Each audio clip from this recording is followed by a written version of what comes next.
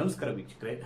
ಮೊನ್ನೆಯಷ್ಟೇ ಬಿಜೆಪಿಯ ಸಂಸದೀಯ ಮಂಡಳಿ ಪಕ್ಷದ ರಾಷ್ಟ್ರೀಯ ಕಾರ್ಯಾಧ್ಯಕ್ಷರನ್ನಾಗಿ ನಿತಿನ್ ನಬೀನ್ ಅವರನ್ನು ನೇಮಕ ಮಾಡಿದೆ. ಅಂದ್ರೆ ಬಿಹಾರದ ಮಿನಿಸ್ಟರ್ ಆಗಿರ್ತಕ್ಕಂಥ ನಿತಿನ್ ನಬೀನ್ ಅವರನ್ನು ಬಿಜೆಪಿ ರಾಷ್ಟ್ರೀಯ ಕಾರ್ಯಾಧ್ಯಕ್ಷರನ್ನಾಗಿ ನೇಮಕ ಮಾಡಿದೆ.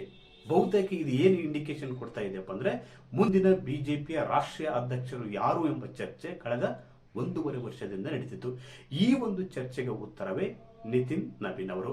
ಈಗಾಗಲೇ ಕಾರ್ಯಾಧ್ಯಕ್ಷರನ್ನಾಗಿ ನೇಮಕ ಮಾಡಿರ್ತಕ್ಕಂಥ ನಿತಿನ್ ನಬೀನ್ ಅವರೇ ಬಹುತೇಕ ಮುಂದಿನ ಬಿಜೆಪಿ ರಾಷ್ಟ್ರೀಯ ಅಧ್ಯಕ್ಷರಾಗುವುದು ಖಚಿತವಾದಂತಿದೆ. ನೋಡಿ, 2020ರಲ್ಲಿ JP ನಡ್ಡಾ ಅವರನ್ನು ಬಿಜೆಪಿ ರಾಷ್ಟ್ರೀಯ ಕಾರ್ಯಾಧ್ಯಕ್ಷರನ್ನಾಗಿ ನೇಮಕ ಮಾಡಿತ್ತು. ಬಳಿಕ ಬಿಜೆಪಿ ರಾಷ್ಟ್ರೀಯ ಅಧ್ಯಕ್ಷರನ್ನಾಗಿ ನೇಮಿಸಲಾಯಿತು. ಅಂದ್ರೆ ಯಾವುದೇ ಆಕ್ಷೇಪಣೆ ಬರದೇ ಇದ್ರೆ ಅವರನ್ನೇ ಮುಂದುವರಿಸಲಾಗುತ್ತದೆ. ಬಹುತೇಕ ಮೋದಿ ಅಮಿತ್ ಶಾ ಕೈಗೊಂಡಂತ ನಿರ್ಧಾರಗಳನ್ನಿದೆಯಲ್ಲ, ಪಕ್ಷದಲ್ಲಿ ಯಾರು ತೊಟಕ್ ಪಿಟಕ್ ಅನ್ನಲ್ಲ ಮತ್ತು ಯಾರು ಕೂಡ ಒಂದು ಆಕ್ಷೇಪಣೆಯನ್ನು ವ್ಯಕ್ತಪಡಿಸುವುದಿಲ್ಲ. ಹೀಗಾಗಿ ಬಹುತೇಕ ನಿತಿನ್ ನಬೀನ್ ಅವರೇ ಬಿಜೆಪಿ ರಾಷ್ಟ್ರೀಯ ಅಧ್ಯಕ್ಷರಾಗುವುದು ಖಚಿತವಾಗಿದೆ.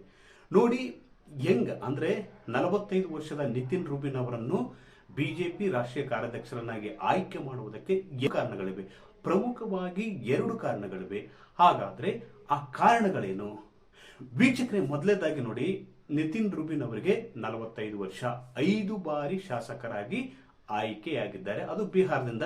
ಸದ್ಯ ಬಿಹಾರ ಸರ್ಕಾರದಲ್ಲಿ ಮಿನಿಸ್ಟರ್ ಕೂಡ ಆಗಿದ್ದಾರೆ. ಇಂಥ ನಾಯಕನನ್ನು, ಅಂದ್ರೆ ಅತ್ಯಂತ ಕಿರಿಯ ವಯಸ್ಸಿನ ನಾಯಕನನ್ನು ಬಿಜೆಪಿ ರಾಷ್ಟ್ರೀಯ ಕಾರ್ಯಾಧ್ಯಕ್ಷರನ್ನಾಗಿ ನೇಮಕ ಮಾಡಿರುವುದು ತುಂಬಾ ಕುತೂಹಲ ಮೂಡಿಸಿದೆ. ನೋಡಿ, ಅಧ್ಯಕ್ಷರ ರೇಸ್ನಲ್ಲಿ ತುಂಬಾ ಹೆಸರುಗಳು ಬಂದು ಹೋದವು, ಘಟಾನುಘಟಿ ನಾಯಕರ ಹೆಸರು ಬಂದು ಹೋದವು. ಆದ್ರೆ ಅವ್ರು ಯಾರನ್ನು ಕೂಡ ಕಾರ್ಯಾಧ್ಯಕ್ಷರನ್ನಾಗಿ ನೇಮಕ ಮಾಡಿಲ್ಲ. ಆದ್ರೆ ಬಿಹಾರ್ ಮೂಲದ ನಿತಿನ್ ಅವರನ್ನು ನೇಮಕ ಮಾಡುವ ಮೂಲಕ ಅಚ್ಚರಿ ಮೂಡಿಸಿದ್ದಾರೆ.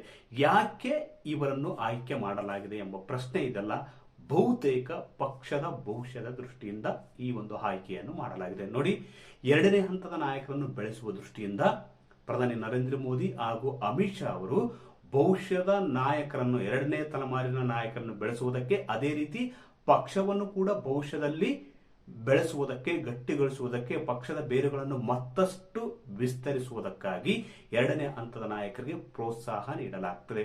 ಬರೀ 45 ವಯಸ್ಸಿನ ನಿತಿನ್ ನಬೀನ್ ಅವರನ್ನು ಕಾರ್ಯಾಧ್ಯಕ್ಷರನ್ನಾಗಿ ನೇಮಕ ಮಾಡುವ ಮೂಲಕ ಫ್ಯೂಚರ್, ಪಕ್ಷದ ಭವಿಷ್ಯವನ್ನು ನೋಡಿದ್ದಾರೆ.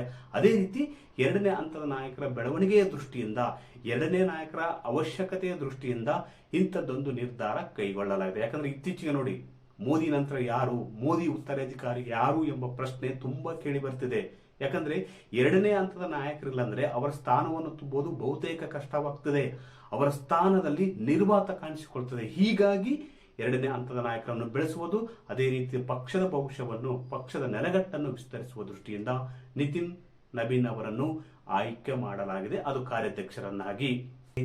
ನಿತಿನ್ ನಬೀನ್ ಅವರನ್ನು ಆಯ್ಕೆ ಮಾಡುವುದಕ್ಕೆ ಪ್ರಮುಖವಾಗಿ 2ನೇ ಕಾರಣ ಏನಪ್ಪಾ ಅಂದ್ರೆ, ನೋಡಿ, ಬಿಹಾರದಲ್ಲಿ ಈಗ NDA ಮೈತ್ರಿಕೂಟದ ಸರ್ಕಾರವಿದೆ ಮತ್ತು ನಿತೀಶ್ ಕುಮಾರ್ ಅವರು CM ಆಗಿದ್ದಾರೆ. ಬಹುತೇಕ ನಿತೀಶ್ ಕುಮಾರ್ ಅವರಿಗೆ ಇದು ಕಡೆ ಅವಧಿಯ CM ಆಗಿರ್ತಾರೆ ಎಂಬುದು ಬಿಜೆಪಿಯ ಹೈಕಮಾಂಡ್ ನಾಯಕರಿಗೆ ಗೊತ್ತಿದೆ.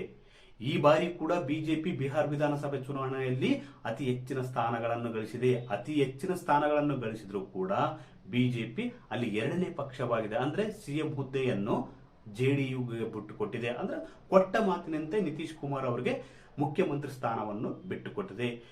ನಿತೀಶ್ ಕುಮಾರ್ ಅವರಿಗೆ ಸಹಜವಾಗಿ ವಯಸ್ಸಾಗಿರೋದ್ರಿಂದ, ಈಗ ಬಹುಶಃ ಅವರು 70+ ಇರುವುದರಿಂದ ಮುಂದಿನ ದಿನಗಳಲ್ಲಿ ಭವಿಷ್ಯದಲ್ಲಿ ಪಕ್ಷದ ನಾಯಕತ್ವವನ್ನು, NDA ಮೈತ್ರಿಕೂಟದ ನಾಯಕತ್ವವನ್ನು ವಹಿಸಿಕೊಳ್ಳುವುದು ಕಷ್ಟ. ಇದರ ದೃಷ್ಟಿಯಿಂದ, ಮುಂದಿನ ಬಿಹಾರದ ಚುನಾವಣೆ ದೃಷ್ಟಿಯಿಂದ, ಮುಂದಿನ ಬಿಹಾರದ ನಾಯಕತ್ವ ದೃಷ್ಟಿಯಿಂದ ನಿತಿನ್ ನಬೀನ್ ಅವರನ್ನು ಆಯ್ಕೆ ಮಾಡಲಾಗಿದೆ. ಕಾಯಸ್ಥ ಕಮ್ಯುನಿಟಿಯಿಂದ ಬಂದಿರತಕ್ಕಂಥ ನಿತಿನ್ ನಬೀನ್ ಅವರು ಈಗಾಗಲೇ 5 ಬಾರಿ MLA ಆಗಿದ್ದಾರೆ. ಅದೇ ರೀತಿ ಕಳೆದ ವಿಧಾನಸಭೆ ಚುನಾವಣೆಯಲ್ಲಿ ನರೇಂದ್ರ ಮೋದಿ ಅವರ ರೋಡ್ ಶೋ ಅನ್ನು ಅತ್ಯಂತ ಯಶಸ್ವಿಯಾಗಿ ನಿಭಾಯಿಸಿದ್ರು. ಪಾಟ್ನಾದಿಂದ ಅವರ ಕ್ಷೇತ್ರದವರೆಗೆ ಹಮ್ಮಿಕೊಂಡಿದ್ದಂತ ರೋಡ್ ಶೋ ಅನ್ನು ಕೂಡ ಅತ್ಯಂತ ಯಶಸ್ವಿಯಾಗಿ ನಿಭಾಯಿಸಿದ್ರು. ಬಿಜೆಪಿಯಲ್ಲಿ ಉತ್ತಮ ಸಂಘಟಕರೆಂದೇ ನಿತಿನ್ ನಬೀನ್ ಅವರು ಗುರುತಿಸಿಕೊಂಡಿದ್ದಾರೆ. ಅಷ್ಟೇ ಅಲ್ಲ, ಕಳೆದ ವಿಧಾನಸಭೆ ಚುನಾವಣೆಯಲ್ಲೂ ಕೂಡ ಅಮಿತ್ ಶಾ ಅವರ ಮನೆಗೆ ಭೇಟಿ ಕೊಟ್ಟು ಒಂದು ಚರ್ಚೆ ಕೂಡ ನಡೆಸಿದ್ರು. ಅಂದ್ರೆ ಅವರ ಮನೆಗೆ ಅಮಿತ್ ಶಾ ಅಂತ ನಾಯಕರು ಭೇಟಿ ಕೊಟ್ಟಿದ್ದಾರೆ. ಅಂದ್ರೆ ಅವರ ಕಾರ್ಯಶೈಲಿ, ಸಂಘಟನಾ ಶಕ್ತಿ ಮನವರಿಕೆಯಾಗುತ್ತದೆ. ಹಾಗೂ ಛತ್ತೀಸ್ಗಢದ ವಿಧಾನಸಭೆ ಚುನಾವಣೆಯ ಉಸ್ತುವಾರಿಯನ್ನು ಕೂಡ ನಿತಿನ್ ನಬೀನ್ ಅವರು ವಹಿಸಿಕೊಂಡು ಅಲ್ಲಿ ಪಕ್ಷದ ಗೆಲುವಿಗೆ ಕೂಡ ಶ್ರಮಿಸಿದ್ರಿ. ಇಲ್ಲಿ ವಿಶೇಷವಾಗಿ ಗಮನಿಸಬೇಕಾದ ಇನ್ನೊಂದು ಅಂಶ ಏನಪ್ಪಾ ಅಂದ್ರೆ, ಬಿಹಾರಿಗಳಿಗೆ ತುಂಬಾ ಆದ್ಯತೆ ನೀಡಲಾಗ್ತದೆ. ಭವಿಷ್ಯದಲ್ಲಿ ಬಿಹಾರದಲ್ಲಿ ಪಕ್ಷವನ್ನು ಸದೃಢವಾಗಿ ಕಟ್ಟುವುದು ಹೈಕಮಾಂಡ್ ನಾಯಕರ ನಿರ್ಧಾರ ಹೊಂದಿದೆ. ನೋಡಿ, ಹಿಂದೆ ಜೆ.ಪಿ. ನಡ್ಡಾ ಇದ್ರಲ್ಲ, ಜೆ.ಪಿ. ನಡ್ಡಾ ಅವರು ಕೂಡ ಬಿಹಾರ್ ಮೂಲದವರೇ, ಓದಿದ್ದು ಕೂಡ ಅಲ್ಲೇ. ಆದ್ರೆ ನಂತರದಲ್ಲಿ ಅವರು ಹಿಮಾಚಲ ಪ್ರದೇಶಕ್ಕೆ ಶಿಫ್ಟ್ ಆಗ್ತಾರೆ. ಈಗ ಬಿಜೆಪಿ ರಾಷ್ಟ್ರೀಯ ಕಾರ್ಯಾಧ್ಯಕ್ಷರಾಗಿ ಆಯ್ಕೆಯಾಗಿರುವ ಕೂಡ ನಿತಿನ್ ನಬೀನ್ ಅವರು ಕೂಡ ಬಿಹಾರದವರೇ. ಹೀಗಾಗಿ ಬಿಹಾರದವರಿಗೆ ಬಿಜೆಪಿ ಹೈಕಮಾಂಡ್ ನಾಯಕರು ಹೆಚ್ಚಿನ ಮಾನ್ಯತೆಯನ್ನು ನೀಡುತ್ತಿದೆ. ಅದು ಪಕ್ಷದ ದೃಷ್ಟಿಯಿಂದ ಮತ್ತು ಭವಿಷ್ಯದ ದೃಷ್ಟಿಯಿಂದ ಅಂತ ಕೂಡ ಹೇಳಬಹುದು. ಅದು ಹಿಂದಿ ಹಾರ್ಟ್ಲ್ಯಾಂಡ್ ನಲ್ಲಿ ಅದೇ ಭಾಗದವರಿಗೆ ರಾಷ್ಟ್ರೀಯ ಅಧ್ಯಕ್ಷರನ್ನಾಗಿ ನೇಮಕ ಮಾಡಿದ್ರೆ ಬಹುತೇಕ ಪಕ್ಷಕ್ಕೆ ಒಳಿತು ಎಂಬುದು ಕೂಡ ಬಿಜೆಪಿ ಹೈಕಮಾಂಡ್ ನಾಯಕರಿಗೆ ಎಂದೋ ಗೊತ್ತಿದೆ. ಹೀಗಾಗಿ ಉತ್ತರ ಭಾರತದವರನ್ನೇ ಅವರು ಬಿಜೆಪಿ ರಾಷ್ಟ್ರೀಯ ಅಧ್ಯಕ್ಷರನ್ನಾಗಿ ನೇಮಕ ಮಾಡುವುದು ಬಿಜೆಪಿಯಲ್ಲಿ ಸಹಜವಾದಂತ ಪ್ರಕ್ರಿಯೆ. ನೋಡಿ, ಬಾರಿ ಅಧ್ಯಕ್ಷರ ರೇಸ್ನಲ್ಲಿ ನಿರ್ಮಲಾ ಸೀತಾರಾಮನ್, ಅದೇ ರೀತಿ ಪ್ರಹ್ಲಾದ್ ಜೋಶಿ, ಧರ್ಮೇಂದ್ರ ಪ್ರಧಾನ್ ಸೇರಿ ಮತ್ತಿತರ ನಾಯಕರು ಹೆಸರು ಕೇಳಿ ಬಂದಿದ್ವು. ಆದರೆ ಅವರ ಯಾರ ಹೆಸರನ್ನು ಕೂಡ ಹೈಕಮಾಂಡ್ ನಾಯಕರು ಪರಿಗಣಿಸಿದಂತಿಲ್ಲ. ಹೊಸದಾಗಿ ಅಂದ್ರೆ ಯುವ ನಾಯಕತ್ವಕ್ಕೆ ಮನ್ನಣೆ ನೀಡುವ ನಿಟ್ಟಿನಲ್ಲಿ ಭವಿಷ್ಯವನ್ನು ಉಜ್ವಲಗೊಳಿಸುವ ನಿಟ್ಟಿನಲ್ಲಿ, ಪಕ್ಷದ ಭವಿಷ್ಯ ಮತ್ತು ಯುವ ನಾಯಕರ ಭವಿಷ್ಯವನ್ನು ಉಜ್ವಲಗೊಳಿಸುವ ನಿಟ್ಟಿನಲ್ಲಿ ಮತ್ತು ಪಕ್ಷಕ್ಕೆ ನಾಯಕರ ಕೊರತೆ ಎಂದೂ ಕಾಡದಂತೆ ಬಿಜೆಪಿ ಹೈಕಮಾಂಡ್ ನಾಯಕರು ಒಂದು ನಿರ್ಧಾರ ಕೈಗೊಂಡಿದ್ದಾರೆ. ಅದು ಸಂಘದ ಸಹಕಾರ, ಸಮನ್ವಯತೆ ಮತ್ತು ಅವರ ಅಭಿಪ್ರಾಯವನ್ನು ತೆಗೆದುಕೊಂಡು ಕೂಡ ನಿತಿನ್ ನಬೀನ್ ಅವರನ್ನು ಆಯ್ಕೆ ಮಾಡಲಾಗಿದೆ ಅಂತ ಹೇಳಲಾಗ್ತದೆ. ವೀಕ್ಷಕರಿಗೆ, ಈ ಮಾಹಿತಿ ನಿಮಗೆ ಇಷ್ಟವಾದಲ್ಲಿ ವಿಡಿಯೋ ಶೇರ್ ಮಾಡಿ, ಲೈಕ್ ಮಾಡಿ, ಕಮೆಂಟ್ ಮಾಡಿ.